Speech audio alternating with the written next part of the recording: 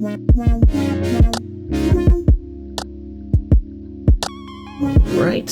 Oh, you see the light, maybe a little bit more. There you go. Cool. Hi. So, some good news. I've got 4 videos in the can waiting to be edited, which helps me achieve my goal of being 2 weeks ahead of my upload schedule. That's been such a huge goal of mine this year, and it's all thanks to simple systems that I've set in place to help improve my video workflow. And so I'm gonna share those things with you so that hopefully it'll help improve your video workflow. But before we get to that, I wanna thank the sponsor for today's video, Epidemic Sound. So if you don't already know, Epidemic Sound is my favorite place to go to download royalty-free music and sound effects for my YouTube videos. And in the spirit of efficient workflow, they have this really cool feature to help you find music that you're looking for your videos. Let's check it out. So right here is my homepage, and in this section over here, this is the music recommendation list. And this is based on songs that you've already used for your YouTube videos. This is really cool because, for one, not only does it help you find songs that you like and download often, but it just saves so much time from having to search for music yourself. So let's go ahead and listen to some of these songs. All right, first one, let's go ahead and take a listen.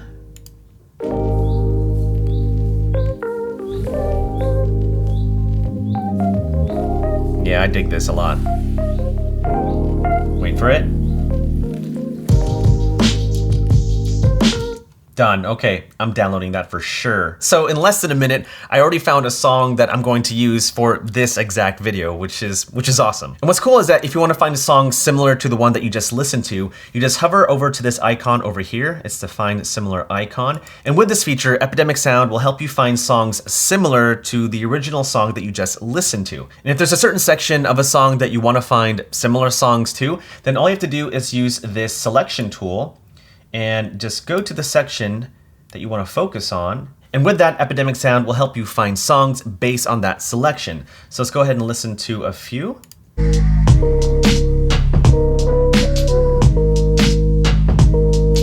That's cool, and it definitely sounds similar to the previous song. So we're gonna download that. Look at that, 2 songs in less than 2 minutes. So cool. So pretty helpful feature to help you find music faster. Of course, they've got a huge sound effects library if you want to use sound effects for your videos. They've got affordable subscription plans for all types of creators. Overall, it's a pretty awesome resource to have as a creator, and if you want to try them out for free for 30 days, then make sure to click my link down in the description below. And thanks Epidemic Sound for sponsoring this video. All right, so now let's talk about the other things that I've done to help speed up my video workflow.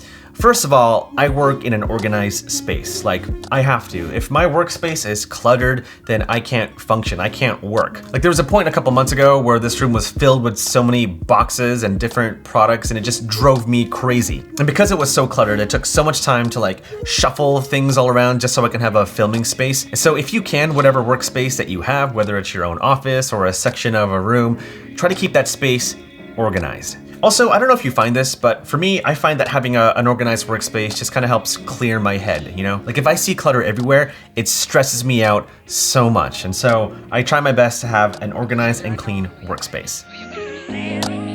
The second thing that I do is that I use presets for my gear. That's right, presets. So right now I'm filming with the A7S III, and in my home studio, I use specific settings in my camera and save those settings to custom mode #1, which is really handy because whenever I take this camera out, of course I have to change the settings, change ISO, aperture, shutter speed, whatever. But whenever I come back here to this home studio, I don't have to worry about changing my camera settings again. I can just simply go to custom mode #1 on the mode dial, and all my preferred camera settings when filming in this space is recalled in custom dial #1. Same thing for all my lights. Like right now, I'm being lit by the Aputure Amaran 100D. In fact, there's another one right behind me. I even have an Aputure BC light bulb right behind the camera and an Aputure MC right over there. But all these Aputure lights I can control and program with the Sidus Link app. And with the app, I'm able to program each of these lights to a preferred setting. So for example, my key light over here, right now it's set to 10%. I always use 10% for my key light. But if I want, I can go to quarter, I can go to half and go full blast. Ooh, that's bright.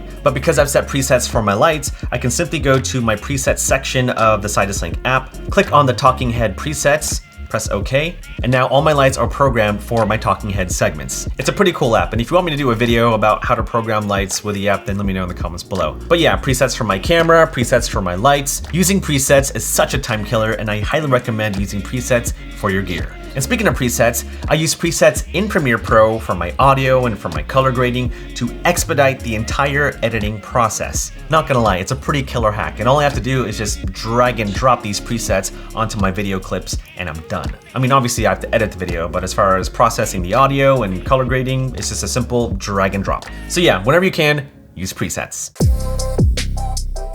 The next thing that I do to improve my video workflow is that I assign certain days to do certain tasks. So for example, Mondays are all about planning. I do all my pre-production on Mondays. Tuesdays are usually my filming days, and on those days, I try to batch film as much as I can. I usually film about 1 to 2 videos on average. There was a while where I got to film 3 videos, which was really cool. But I try to batch film on Tuesdays because Wednesdays and Thursdays, those are my editing days. And speaking of filming, if you're one of those dummies that films in 4K 10-bit 422, like this guy over here, then you want to be able to film in proxies because it takes a lot of time having to transcode your video clips into proxies on your computer, where if you have a camera like the A7S III, you can record proxies simultaneously, and then you can bring those proxies into your editor of choice and edit with those proxies, which are smaller video files, making it a lot easier to edit your videos. Your computer will thank you. So if you can, use proxies. And then lastly, Fridays are usually my admin days, and so that's usually when I look at my analytics on YouTube. I try to optimize my website, build up my newsletter. Basically anything admin related I do on Fridays, and if I have time, then I film another video if I can.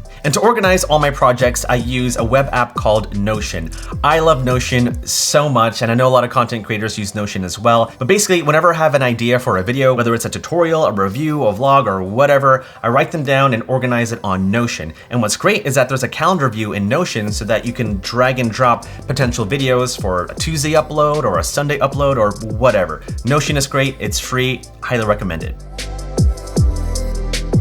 And then the last thing that I do to help speed up my workflow is that I try to say no to brand deals more often than I say yes. I get a lot of emails requesting certain brand deals and proposals, and very often I have to say no, because if I say yes to all those proposals, then that means it's gonna clog up my video workflow and it's gonna stress me out having to meet all these deadlines at the same time. And as tempting as it is to say yes to all those brand deals, the stress is not worth it. Like, brand deals have deadlines and you have to meet those deadlines. And if you say yes to a lot of brand deals and they're all due within the span of a week or two, that's just gonna stress you out so much. Trust me, speaking from experience, it's not worth the stress, especially if it has to compromise your mental health and your overall well-being. It's not worth it, especially if a brand deal is like only $500. And for me to say yes to a brand deal, it has to reach a certain price point. Otherwise, it's just not worth my time. Like, think of it as client work. Like if a wedding client asks you to shoot their wedding for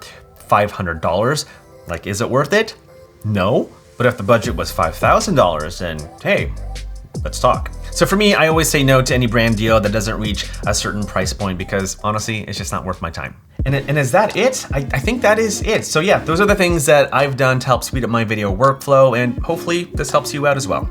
All right, so now I have 5 videos to edit now. That's fantastic. I'm on my way to being 2 weeks ahead of my upload schedule, and I'm very, very happy with that. All right, well, that's it for this video. Thanks so much for watching. If you have any other questions about my video workflow process, then let me know in the comments below and be happy to help you out. But other than that, take care of yourselves. Thumbs up, subscribe, all those good things down below, and I'll see you in the next one. See ya.